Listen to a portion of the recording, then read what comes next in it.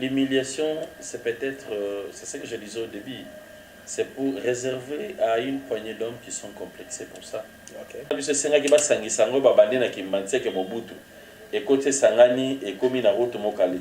Route mokale bimiti na kingasani de ti kuna na nzoko. Et qu'est-ce qu'il y a aéroport? Ba route wana à chaque fois bambonge bimakame isala marate.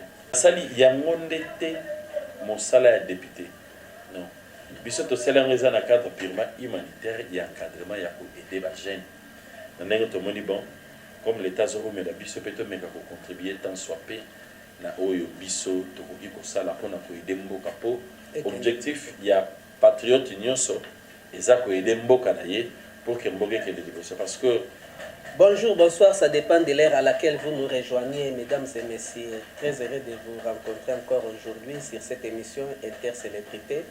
N'oubliez pas que vous êtes déjà sur Interkim News, donc bon s'abonner, bon j'aime bien, bon partager, c'est votre émission avec le souverain pontife Patrick Mavakala, comme vous le savez, mesdames et messieurs.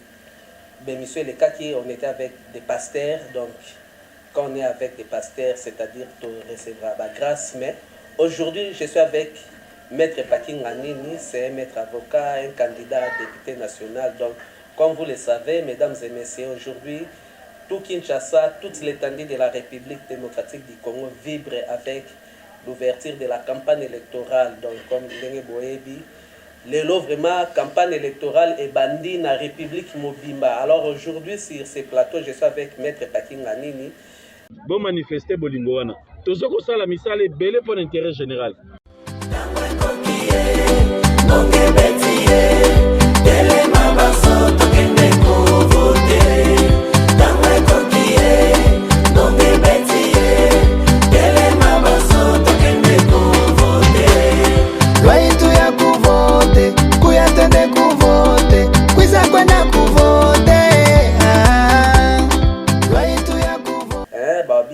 Le seul député dans la circonscription ya Tchangou, donc Maître Paking Anini avec 315, je suis avec lui. Donc on meka ko solo là moi ba makabeza et belé vraiment parce que émission de les vraiment bien. Donc dans ça dit botsa déjà ba j'aime bien, botsa ba j'aime bien. Maître Paking Anini il est déjà ici avec nous sur ce plateau à qui je lui salue. Bonjour maître. Bonjour le souverain pontife Patrick Mavakala. Comment vous allez? Au rythme des fatigues, Dieu fait grâce. Je suis très heureux de vous recevoir aujourd'hui dans ce plateau de l'Interkim News, le plateau de notre émission Intercélébrité dans notre chaîne de YouTube Interkim News. Quelles sont vos impressions d'être ici chez nous? D'abord, je pense que le plaisir est partagé et je tiens aussi à vous féliciter pour ce grand travail que vous êtes en train d'abattre pour le pays.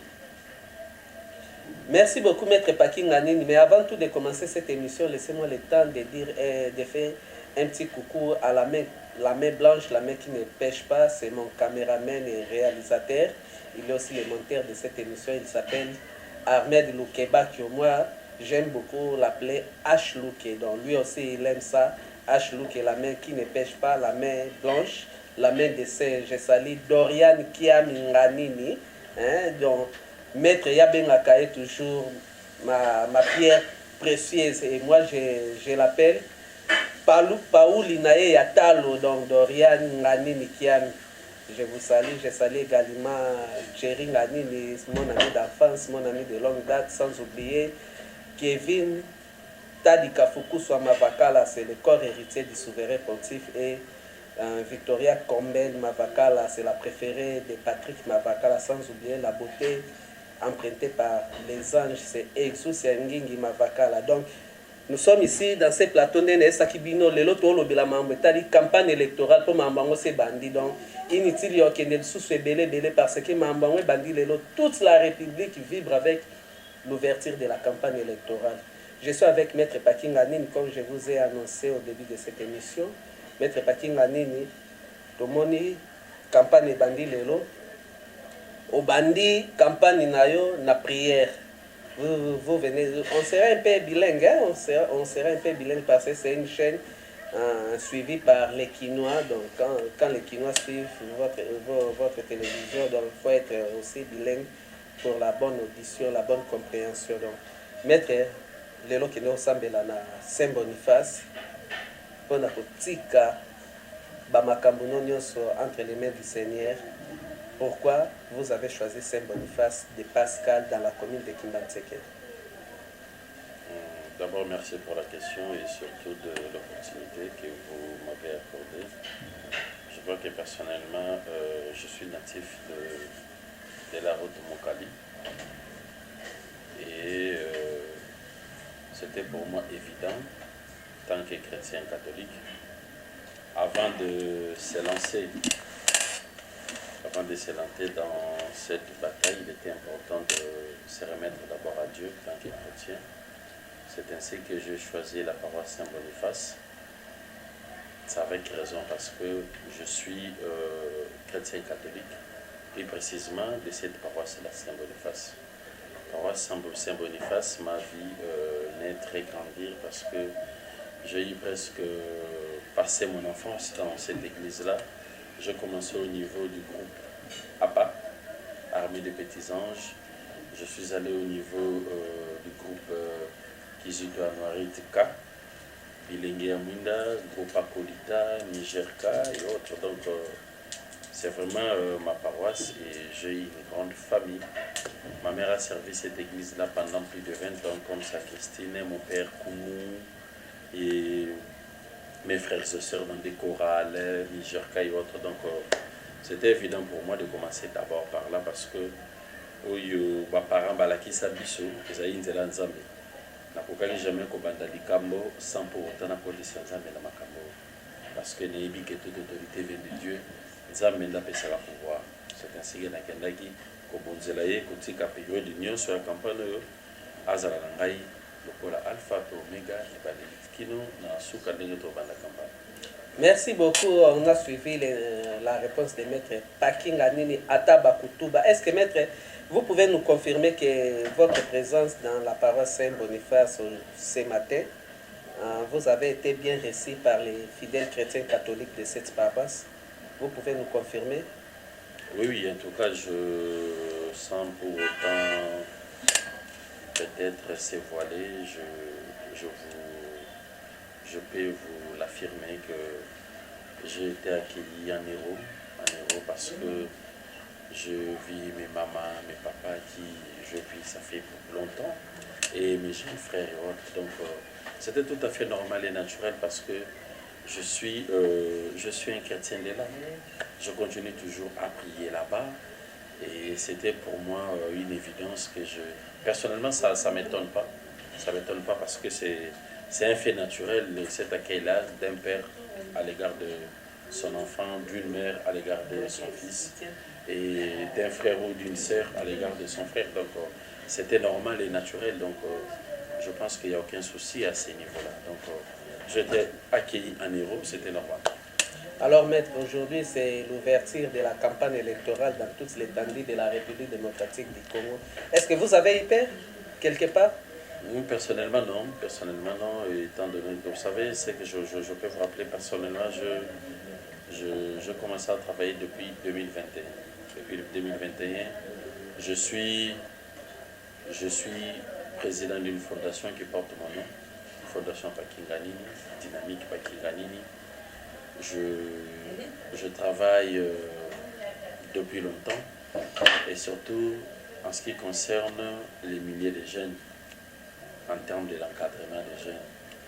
J'ai une fondation où j'encadre plus de 2000 jeunes au niveau des formations telles qu'en coupe et couture, en esthétique et en auto-école. Donc, et je le fais dans mon quartier, route Mokali, parce que vous savez, même Jésus dans la Bible, il a toujours pris la décision de commencer à, comment on appelle ça, à Jérusalem, je pense si je me trompe pas, Jérusalem, oui. Il a commencé à Jérusalem parce que il était natif de là, donc c'était pour moi normal aussi de commencer à travailler d'abord avec mes frères et sœurs parce que je connais les difficultés mes frères et sœurs. Donc, je pouvais qu'apporter un plus avec cette dépravation de mœurs qui ronge notre société. Alors, maître, votre fondation Paking Anini, est-ce que vous pouvez nous expliquer depuis quand avez jour? Non, la fondation existe depuis 2020, si je ne me trompe pas, 2020. Et nous avons travaillé depuis 3 ans déjà.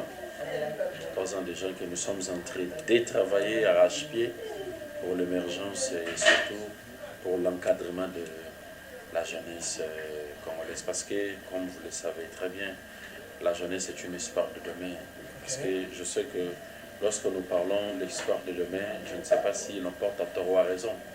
Parce que cette jeunesse-là doit préalablement être préparée. C'est ce que nous sommes en train de faire, contribuer tant soit peu à l'émergence de notre contrée. Voilà. Merci beaucoup, Maître Paking Anini Ataba Kutuba. Avant de revenir à Maître Paking Anini, je demanderai à mon réalisateur H. Luke Ahmed Loukeba qui a de nous balancer un peu l'élément du passage de Maître Paking Anini à la paroisse Saint-Boniface, comment il a été accueilli dans cette paroisse. Et puis on revient juste après.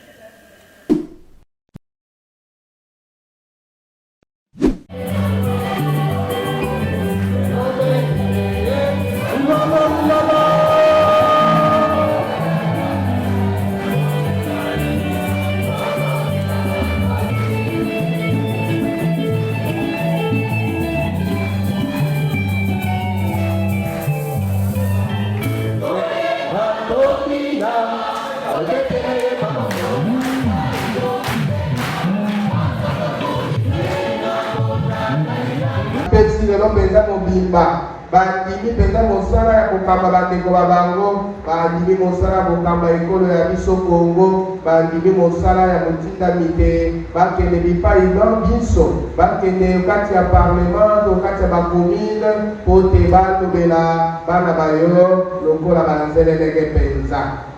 Mokonzi na nsima mpenza otindaki eli mosantu wa yo na nzela ya mwana wa Yesu Kristo. Awa afuli apesi bayekoli baye elimo na mbele po te elimo esalisa bango esika baokende basakola bazala mpenza banzelele ya monene. Amen. Merci beaucoup, merci la dinomanisa. Bonne chance, bonne chance, bonne chance. Nazali vraiment na paroisse oyo banda na pa Muka bilenge ya mwinda na polita donc nayebi paroisse oyo malamu. Nazali mwana ya mama Muke Mathilde oyo azalaki Sakristina pendant plus de 20 ans awa aza na mboka mipaya azopema, na mwana ya papa Nganini Dominique CVB Boyokani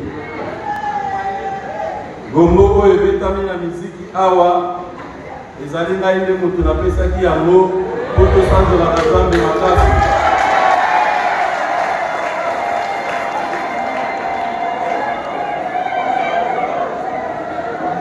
Nazali candidat à députation nationale na circonscription ya Tchangu, numéro na ngai ezali 315. 315.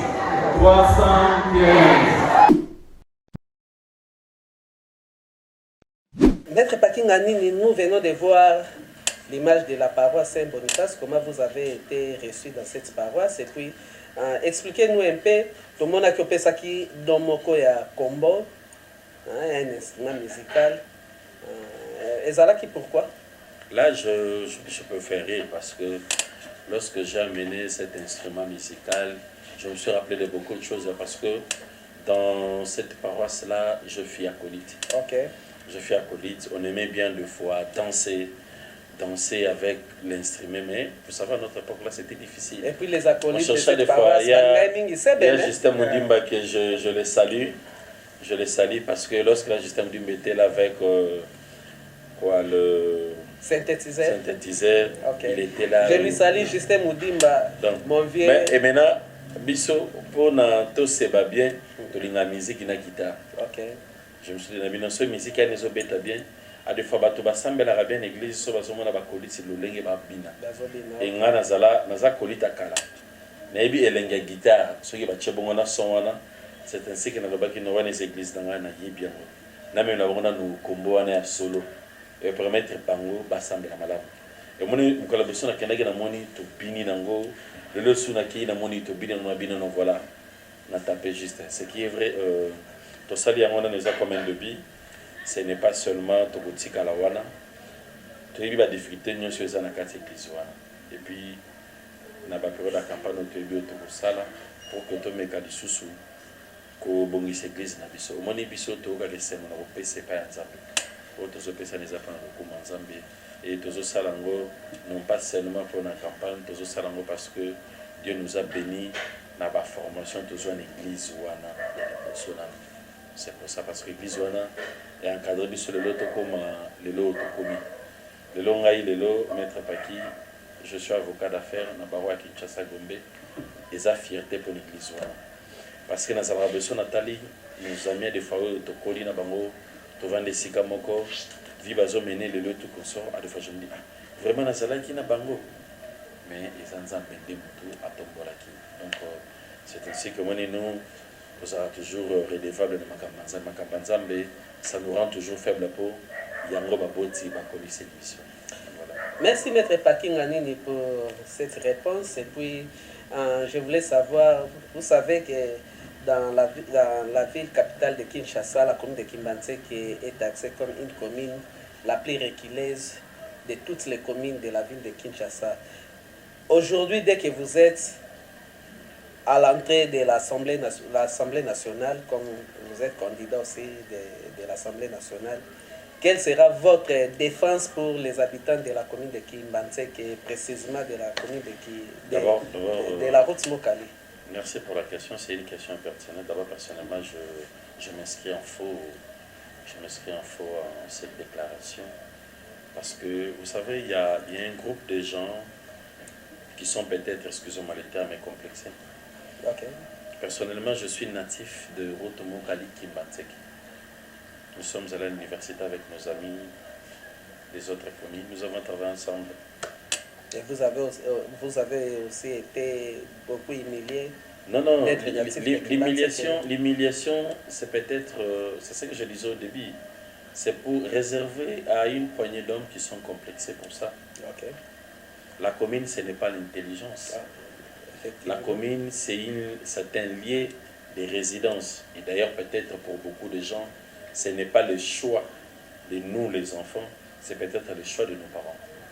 Ils ont eu peut-être des moyens de trouver une portion de terre de ces côtés-là. Et voilà, nous sommes là. Mais lorsque nous avons habité ces milliers, nos parents-là, qui habitaient toujours au Tomokali, ils se sont organisés et nous envoient à l'université. Aujourd'hui, nous avons étudié avec nos amis d'autres communes. Et je pense qu'aujourd'hui, moi, je suis fier d'affirmer tout haut. Je suis natif de Rotomokali. Une fois que vous êtes à l'Assemblée nationale? Parce que je serai à la concurrence avec tout le monde sans gêne. Parce que, ben voilà, c'est ça, c'est juste des histoires de gens des faibles d'esprit, les gens qui sont complexés.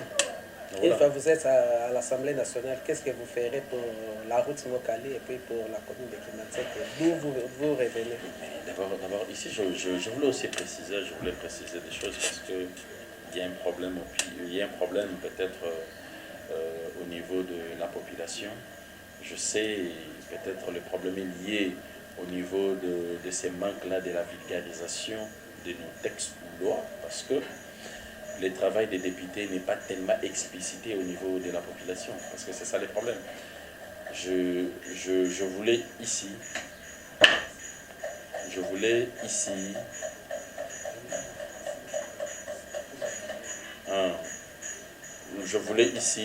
rappeler le rôle d'un député. C'est-à-dire le rôle principal d'un député, c'est un législateur. Vous êtes trop français, hein? On dit bien que c'est la langue de Voltaire, mais ils ont bien payé moi l'ingala, oui, pas de parce que problème. l'émission est beaucoup suivie par la population quinoise. Pas de problème. député mosala na ezali ko voter mibeko. OK.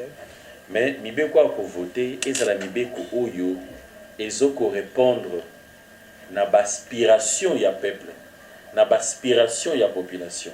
Mibeko zo utana nos ise coutumes na ba mode de vie na biso. Pona nini mibeko wana ezala na originalité na biso.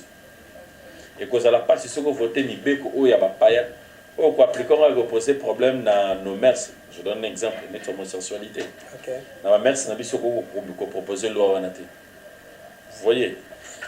C'est un peu ça. Donc faut éouta na aspiration na biso, na lolonga na biso ko vanda na avec nos us et coutumes. Wana liboso. Ya mi balé azali na mosala ko contrôler. A ko contrôler banani. Ya ko contrôler ba gouvernement.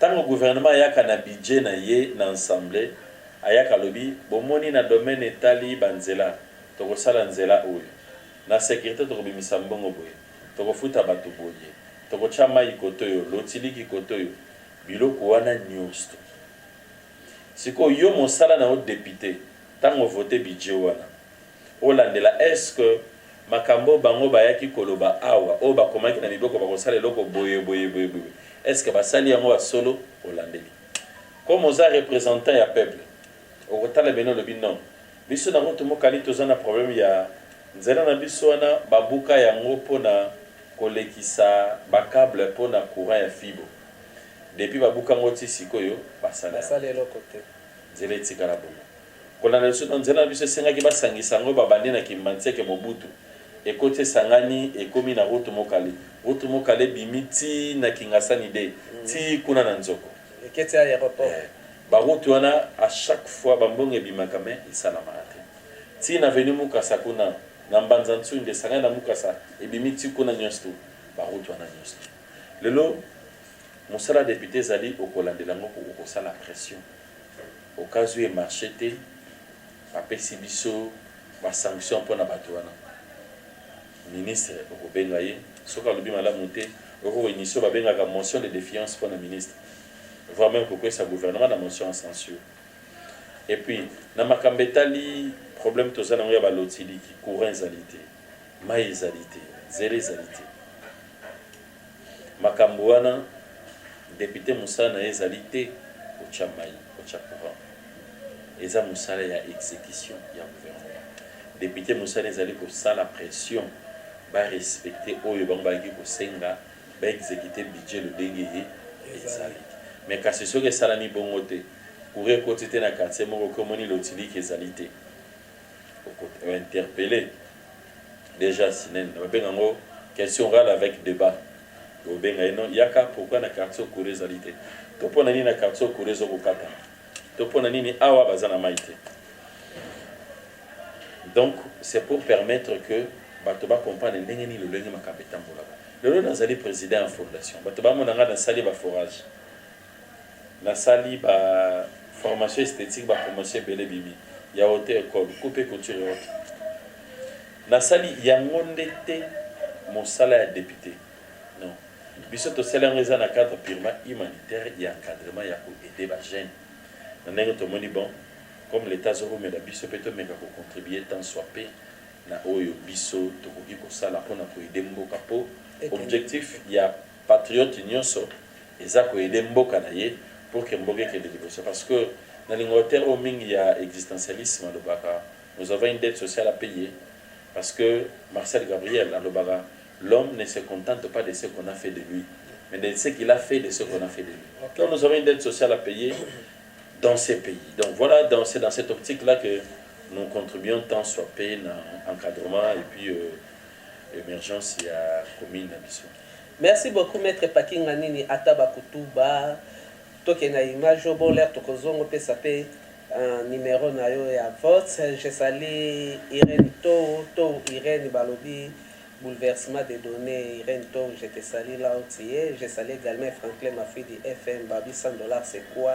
Je salue Papinso na Bamba à partir ya Benguela bana Benguela Babi Papinso na Bamba Simba Benguela Benguela Kwe ya te sans oublier Mfwando province Mvwando province, fiston Koyo, Koyo Mvwando. Donc je vous aime toujours et je vous porte toujours au fond de mon cœur parce que vous avez beaucoup fait pour Patrick Mavakala, le souverain pontife. Boyebi kaka banda babengela toujours tozana ndenga bakini. Bosimba toujours souverain pontife, journaliste Nadina Mboka comme vous m'appelez toujours. Alors H. Louké, Ahmed Loukeba, la main qui ne pêche pas, la main blanche, la main de saint, à balancer les biso ba élément ya parking ya mettre parking la nini banda Saint Boniface carnaval nae ti ndenge tokendaki na Bouma. Après Bouma on était où? Maluku, non? Après Bouma c'était Maluku. Donc je crois que les 4 dernières minutes où ekotikala ezala page spéciale pour mettre un H qui a balancé les biso ba élément wana bon comment mettre parking la nini ata ba kutu ba ameki kosala ba tournae na ndenge ya changu na est ya ville province ya Kinshasa. Mettre parking la nini, de bonnes choses ne dire jamais. Tout ça qu'on arriver tendrement vers la fin de notre émission. Est-ce que au Kokyo sa population bazolanda yo numéro nini o bakoki ko voter?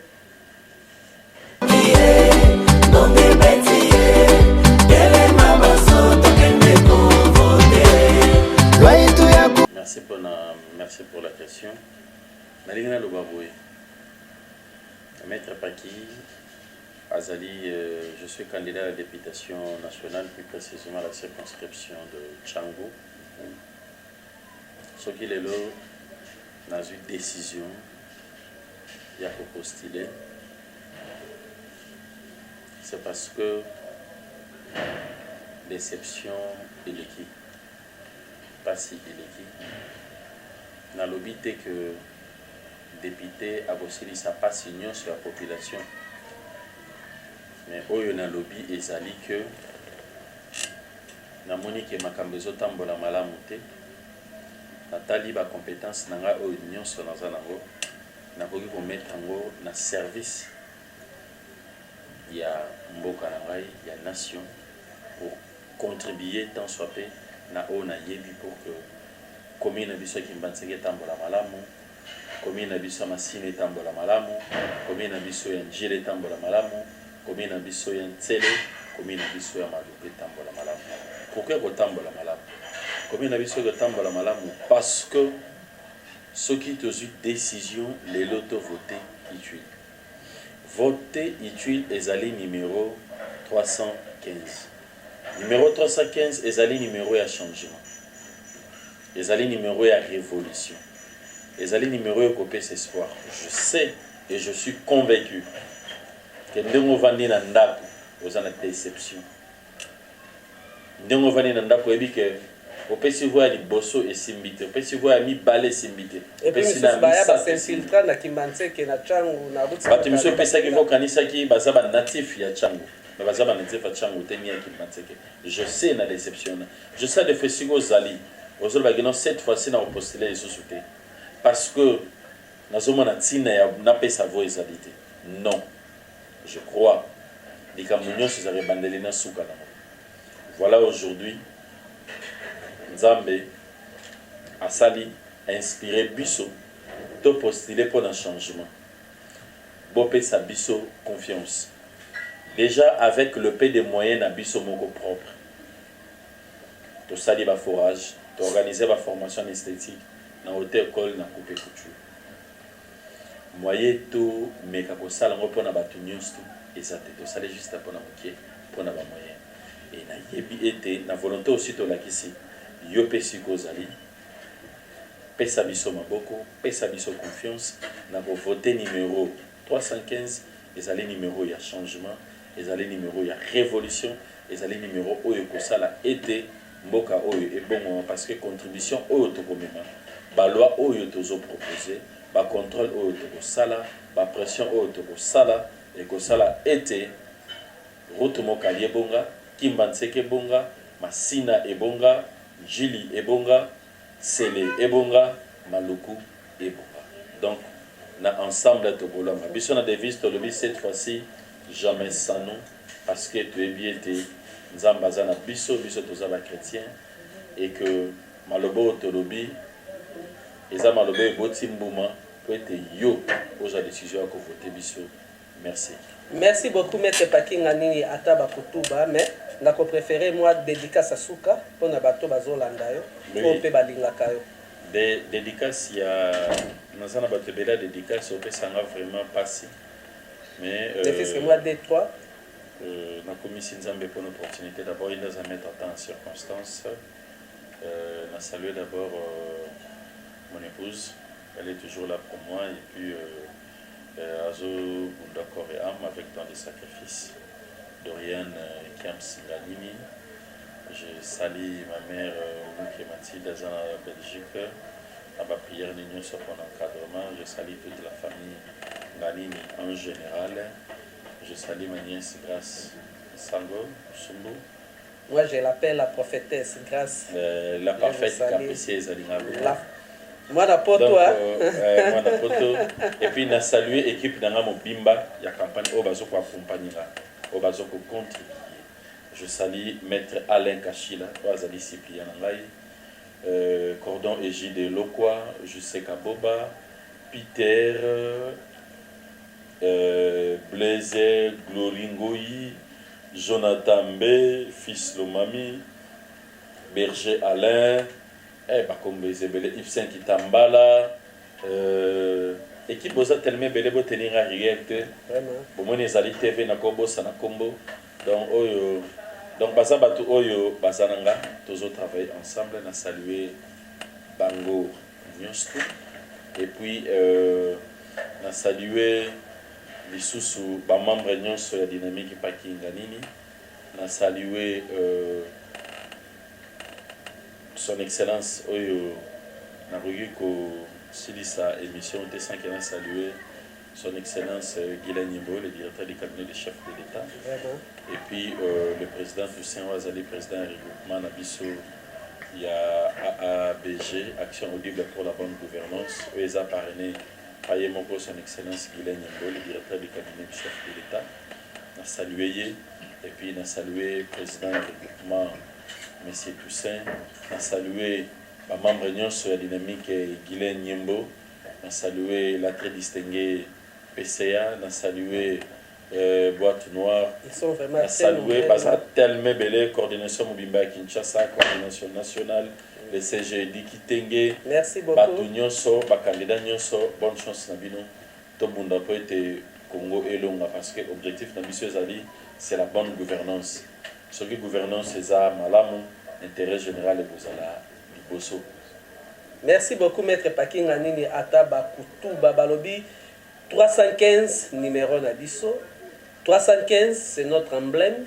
315, c'est notre identité. Donc, Ato Lali, Kobo Sanate, 315. Hein, c'est notre identité, notre numéro de vote et puis notre emblème. Je salue Tezo Winnie qui m'a malé qui a parti à Paris. Je salue toi, Robertine Ntete, maman Nangai. Je salue Chrysostome Mavakala, Irvine Mavakala à partir de Paris. Et sans oublier ma sœur chérie Bibiane Mavakala à Paris, Scola, Dina Londa. Donc, si vous avez vraiment aimé cette émission, il faut dire un très grand merci à H. Lukebakio, Ahmed Lukebakio, H. Luke, qui a assuré la réalisation de cette émission. Et puis, je vous remercie, Maître Pakinga Nini, d'être répondu à cette émission. Je pense que c'est pour la toute première fois, mais ce n'est pas une dernière fois. Ouais, je pense que prochainement, nous aurons encore... Bonne sœur chérie, Sylvie Nganini, Ngana Bengake toujours Yanga Mabiele. Donc, grâce à la prophétesse, mon ami qui est moi à Paris. Donc, pour moi, je vous rencontrer très prochainement, toujours dans cette émission. Merci beaucoup. À la prochaine. Bon manifester bolingo wana. Tozo ko sala misala ebele pour l'intérêt général.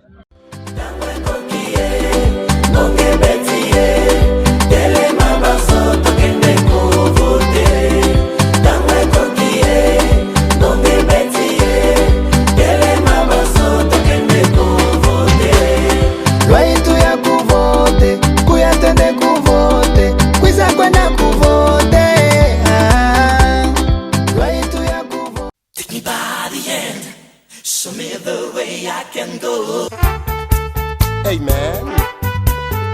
On casse ta porte, c'est la Gestapo. Je vais te retrouver, me